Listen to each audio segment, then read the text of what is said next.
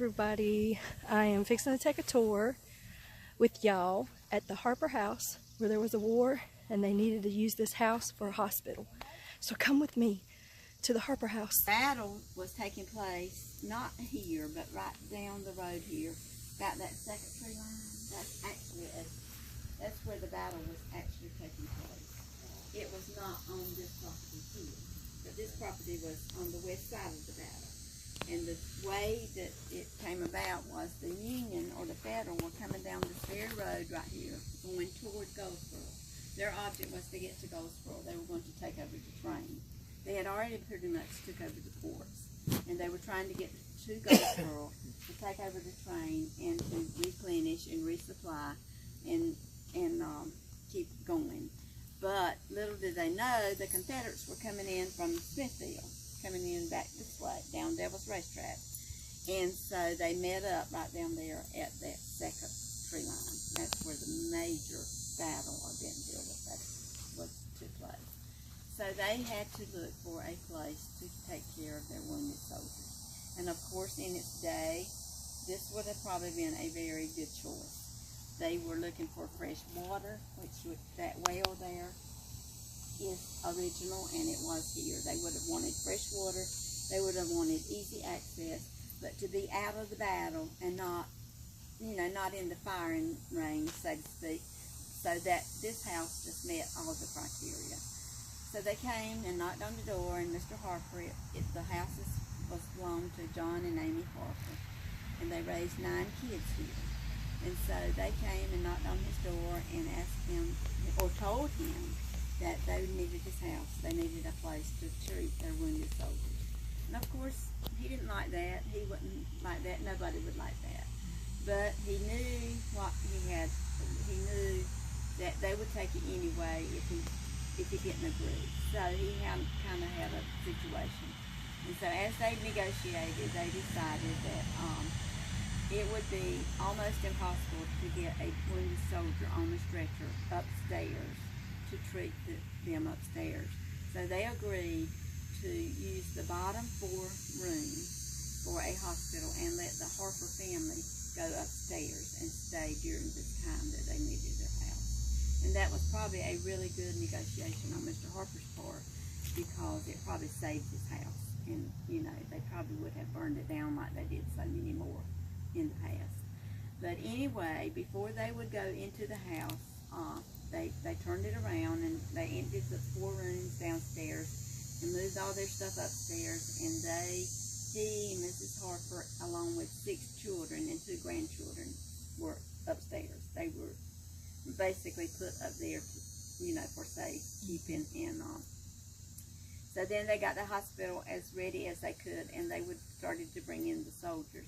And before they brought in the wounded soldiers, they categorized them out here in this area right where we're standing as to not what rank they were or by alphabetical or nothing. They categorized them using the Letterman plan. It was what kind of wound they had, and that's how they categorized them. A major wound, which would have been a wound that the bullet landed in the bone. Really not a whole lot they were able to do with that except amputate. Or it could be a minor wound and the bullet maybe had landed in the flesh, and they could take that out and patch them up and get them back out to field. Or either a mortal wound, and you know what a mortal wound was. They were shot in the upper torso or in the head, and there really was nothing to do for them except make them comfortable, which they did here. If they had a room, especially if they were an officer, they got to rest and expire actually inside. If they were just a regular soldier, they were taken on through. And when you get in the house, you'll see how it's just a straight through hallway. That's the back door. They were taken out to the back, but they were still taken care of and made as comfortable as they could do. So when they died, did they bury them nearby? What did they do? There was mass graves, yes ma'am, but eventually they moved all that they could find over here to the unknown soldier across the road where that big monument is. That's a mass grave over there. So, and some of them were sent back home. Some of them were you know, depending on, I guess, nobody's ever told me exactly where they were buried out here, but I know that they were, a lot of them were buried over there. But this big oak here and this, was it here at the manor? It was. It was. These two trees were the only two. Is the that picture is still left. in there where they just moved the arms and legs out the window and It's not in there, it's in the museum. I'll show it to you. Yeah. So this tree here was here and that one there And was that here? oak tree, you can see some of the pictures over there in the museum. Talking about that tree and that tree. Yeah. That's a crepe myrtle. Yes, because they don't get that big more, you know, at the trunk. So we're pretty sure that that one was here in the oak tree, or we know the oak tree was. Yeah. So we'll go inside and look.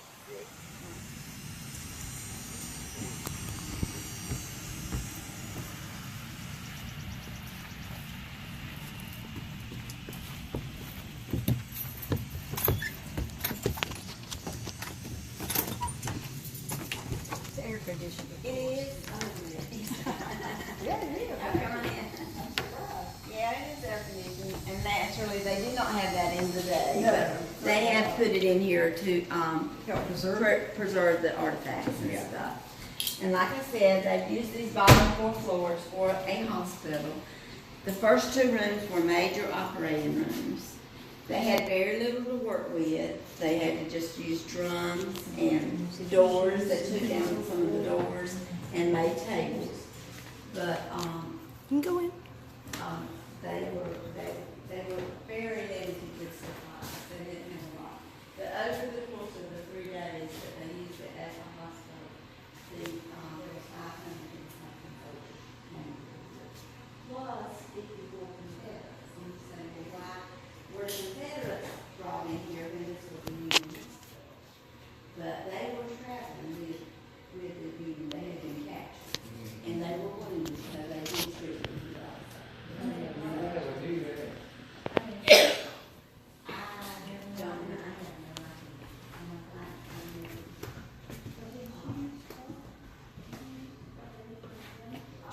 like, they are not from that time.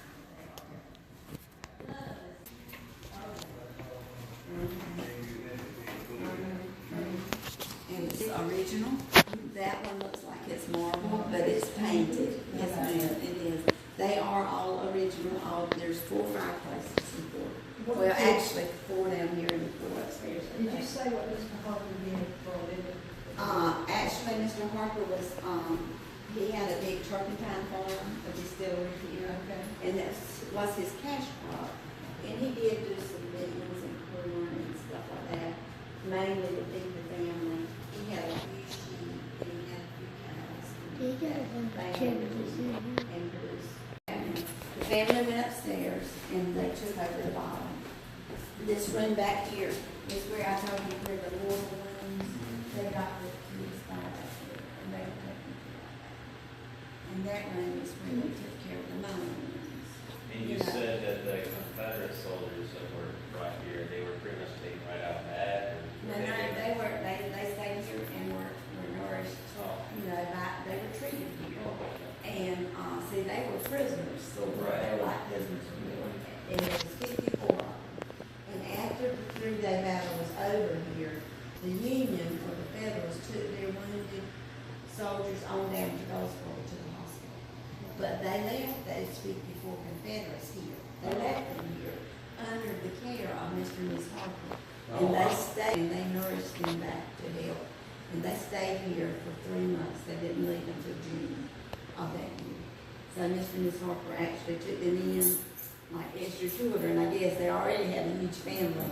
But they stayed with the Harpers until they got well enough to go home. 4 of them, huh? Well, they lost 19. They lost 19, but I don't know where they were just on top of each other. I guess everywhere. And the original bloodstain. They had, that is the only bloodstain in the entire house. That is original. They had a study bid done, and they made it and everything. So that is the only original bloodstain. And all this stuff out the wall, that's how they roll.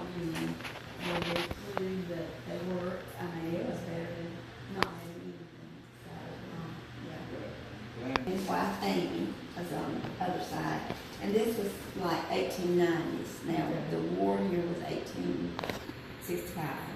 So, then after the battle happened, they continued to live here. Mr. Harper and Mrs. Harper and the children continued to live here until 1897. At that point, he was 97 years old. And they moved them to Dunn, North Carolina. Heard you talk about the hood. Yeah. Because one of his sons had become a doctor and his daughter was there. Okay. And they took he and Mrs. Harper to Dunn so they could take care of him. Well, that very year in 1897, Mr. Harper passed away. And he is brought back and buried over here in the Harper family cemetery. And Mrs. Harper never came back here after that, but she lived 3 more years. She also is brought back and buried in the Harper family cemetery, which is across the road if y'all care to go look at that. And He had anyway, 9 children. they had 9 total Did they all children. live through the war? And 6, yes, I think so. The reason there was only 6 here during the war, they were older and they had moved on. I don't know exactly okay. where and which ones were gone, but 3 of them were gone. And the reason the 2 grandchildren were back here is because she was a daughter, and her husband had been killed in a previous battle, and she had come home with her 2 children because she had lost her husband. So that's the reason the 2 grandchildren were here. And like I said, after this was all done, they continued to stay here. But after they passed away, of course, the property had to be divided, and it was actually sold. And it was actually sold to 2 different families. The first one being the Thornton family. And he thought he was going to come in and do like Mr. Harper and do the turpentine and sell the turpentine and have a good income like the Harpers did. But he also had a large family, and he moved his family in here, but he kind of left the farm operation up to his children and a few hired hands, and you know what happened then. He was down at the store, they said, horse trading, so he lost it. I mean, he didn't even keep the house and land 2 years, just 2 years. And then the Dunn family, and I know you're familiar with some of the Dunn family, they bought it, and they moved their family in here and raised their family here. Some of them still live across the road, but they kept it until 1957 when the state purchased for a museum. And so they moved over across the road. Buck Dunn, I know you remember Buck Dunn. His widow lives across the road. She's the only one that's living here now, but there is 2 more sons and a daughter somewhere around here.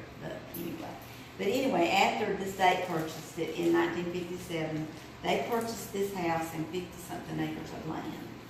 And while the Dunn family lived here, they did a little bit of remodeling. They put a porch all the way across the front, and they put a west wing on it, which was their kitchen. You know, back in the day, there was no kitchens attached to houses. But the Dunn family lived here until 1957, and they had done a little bit of remodeling, I guess you would say. Anyway, my husband used to come here and play on Sunday afternoon, he said, because we just lived down the road. Okay. And he said he remembers very well coming here and playing with the Dunn children, you know. But anyway, after the state purchase, they took the porch off, and they put it back to like it was in 1895. And they took the kitchen off. They took the kitchen off and the porch, and they put it back to look like it does today. And there's Mr. and Ms. Harper standing on the porch. Oh, so that was then. That was it, yes, ma'am. Yeah. So that's kind of the story of the house. Most of the flooring is original. Most of the window panes are original. There's a few that have been replaced. But for the most part, when the state purchased it, they put it back to the color scheme that it was when the Harpers built it. So you're talking about 1850. Which was no color. No color. Yeah, no color. Well, not like we have today. That's true. But anyway, they came upstairs and everybody was in turmoil. You can just imagine the screams and the hurt. Wounded soldiers is a lot of people. Think about that. Yes, and they came through in a matter of 3 days. They moved that many So just picture this area up here. In the normal times, this would have been their bedrooms, the Harper family's bedrooms. And their living rooms would have been downstairs, or their living area, I should say. But they had to bring all their stuff from downstairs up here, and they said that this whole area here was just stacked with stuff, you know, and that they wanted to try to keep, which they were able to. And then they turned these two rooms, well, these two rooms over here, they took the beds down and turned this one into like a parlor or a sitting area, a place that they could read and try to keep their mind adjusted, I guess. And that room back there was kind of turned into a make-believe kitchen. Just enough stuff in there that they could feed the family. Because I doubt very seriously that the family was allowed to go down much, you know, during this time. They probably didn't want to, you know, because I could just hear the screams and everything that's going on. I know, but it's a water stain. It is not. Excuse me?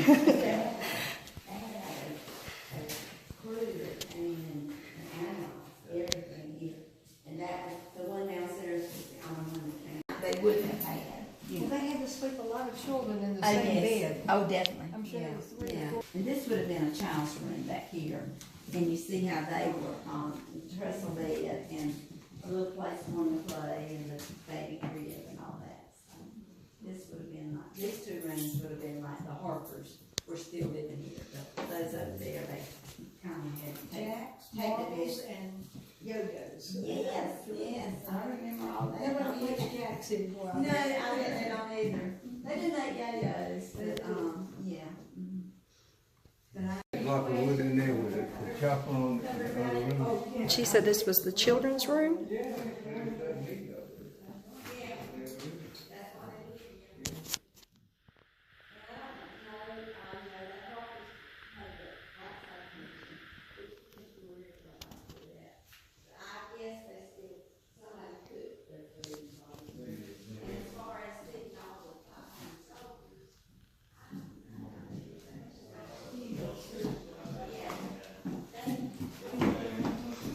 have a kitchen onto their house.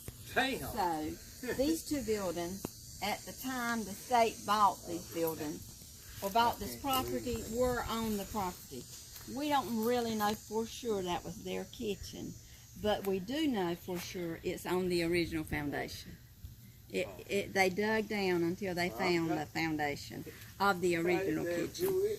And the building itself is very old, and it could have been.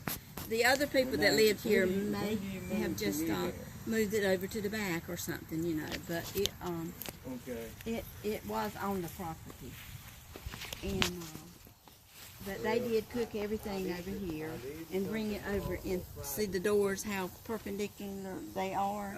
They transferred the food over here in baskets and stuff and served it. I will. You probably need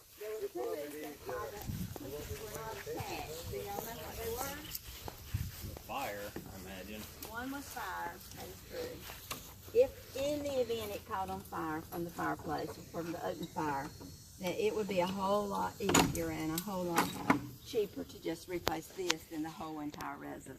And the other one was heat, you know. Heat. Oh. You know, like a fire, they had to cook in the fireplace, so it generated a lot of heat. Well, in the wintertime, that was probably a good thing, but in the summertime, it was not. But they would have cooked everything they ate in that fireplace, either in the pots down here in the coals, or either hanging from the chain. It smells like y'all not long had a fire in Well, here. actually, when they do, they have things throughout the year, and they do let the reenactors stay in here and cook in here. Okay. So that's why you kind of smell it. But the building itself is very old. You can see it was put together with wood pegs, so we know it's old, and it very well could have been their original kitchen. But we don't I'll know. come see you now, I promise. And then the state acquired the loom, and they thought that was worth, sharing and for people to see, because at this time, the barcade it was on and on. You couldn't get anything. Yeah. If you could have gotten it, even if you had money, you probably still couldn't have gotten it. You just couldn't get it. So they had sheep on the property. They thought they might have started weaving and woven, and they made rugs and even probably some clothes with that. So normally that probably wouldn't be in a kitchen, but that's just But where this they was stored. theirs? Or No, they brought it's it just in? something the state Okay. acquired, and they put it here for show. And like I said, it probably wouldn't have been in the kitchen. Right. I have seen one work. Oh, yeah? Yeah, I will. Somewhere, I think, That's probably, yeah. that's probably it. But it was Jews and Yeah. stuff like that. That's what they did basically on. And they did a lot of, they would make candles because, you know, they poured the wax in that and it made candles. Because in the course of one day, in the house alone, they said they went through tremendous amount of candles. Yeah. Because that's all the light they had. They didn't have any electricity or anything. Of course, they got it capped for safety reasons. Yeah. But anyway, but the Harper family did have 3 slaves that were here on the property when the war happened here. In the 1860 census, it shows where Mr. Harper purchased a lady named Lucy and her young son, Alexander. And there also was one that was shown on the census. Her name was Parisi. But it didn't say that he purchased her. It just said that she was property. And it said the reason I have heard later since that she probably had a little something wrong with her. And if you had anything wrong with you, you couldn't be sold as a slave. I don't know if y'all knew that, but it might not have been nothing bad, you know, just a little slow or something like that. But they did have 3 slaves, and of course when the battle was over and the war was declared, they were free to go and do whatever they needed to do. And we have records, we don't know for sure, but we have records of Alexandria in the 1870 census, which would have been exactly 10 years. Alexandria Harper, she couldn't have her name, and Parisi showed up in Sampson County. And Sampson County is adjoining Johnson County. It's just right down the road around the Tiny Grove section. They showed up in their census there, and they had taken the Harper name, and they had 6 children. So we feel sure that that was the 2 that were here, because everything added up, the years and everything, and their age. It was exactly 10 years. And so, but it didn't say what happened to Lucy. And probably, if I had to guess, I would just say she stayed here with her because she was domestic help. And definitely Miss Harper needed help, you know. So it did not say what happened to her. She probably is buried on the property somewhere, but we don't know that for sure. But you know, they would have had their own private quarters, you can say. Wasn't very big, and another thing, it would not have been here in front of their house. These 2 buildings were moved from back and they were moved out here for easy access. It would not have been here. This building would not have been at this location. But it was on the property when the state purchased it. And they would have had their own little quarters or their own little house. And you can see,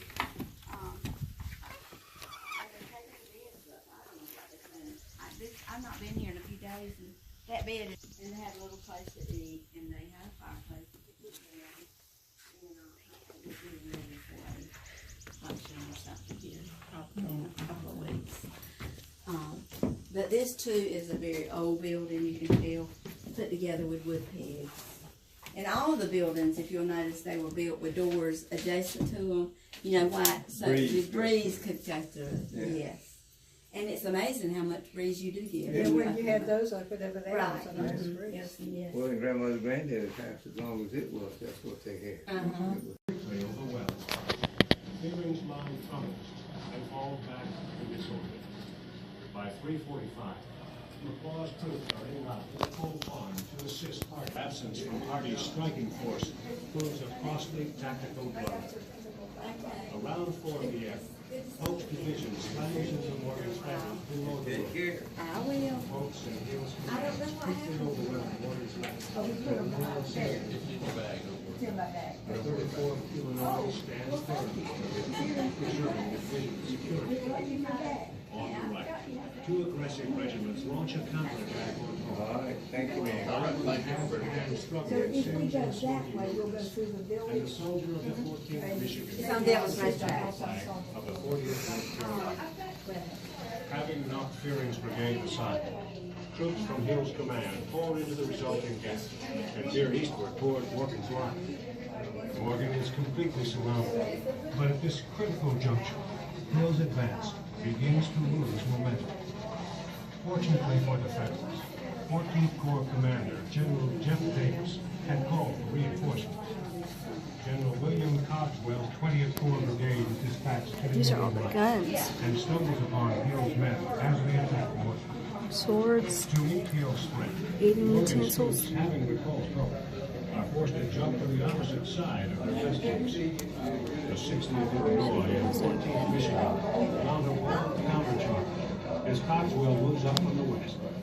With these decisive maneuvers, all hope of Confederate success below the road evaporates. Morgan's line holds, despite attacks from 3 sides.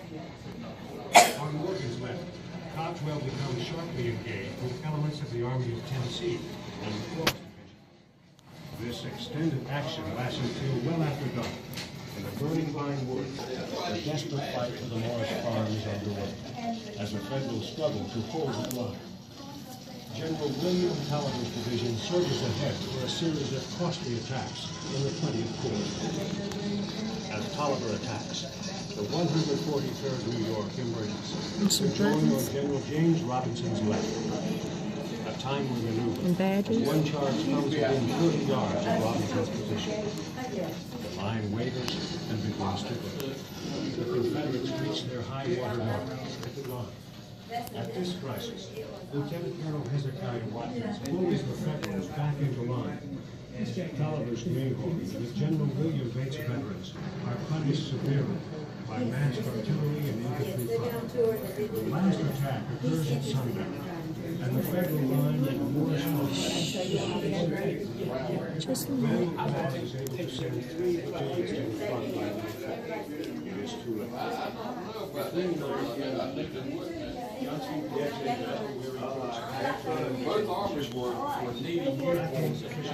Oh, that's where the amputated, and those are the tools that they use to amputate some of the soldiers' legs and arms.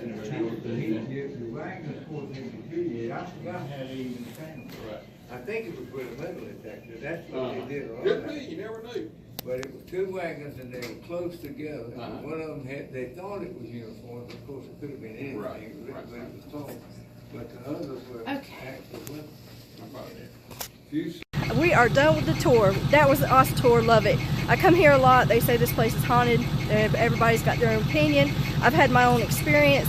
My experience was one night I was driving on this road, and to the right you can see a glowing light.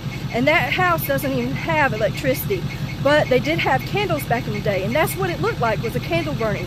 And nobody is supposed to be there at nighttime. You can't even come on this property after 5 o'clock in the afternoon. And so I know nobody was there. That was an awesome experience for me to see. And I have heard people say the same thing, that they've seen the same glowing light. But I've also heard people pass by this place and a soldier be on that front porch. So, but if you, this, like I said, this is my favorite, one of the places I love to go, favorite places. I like to donate a little bit here and there to this place each year. And if you would like to donate, you can go to www.fobb.net.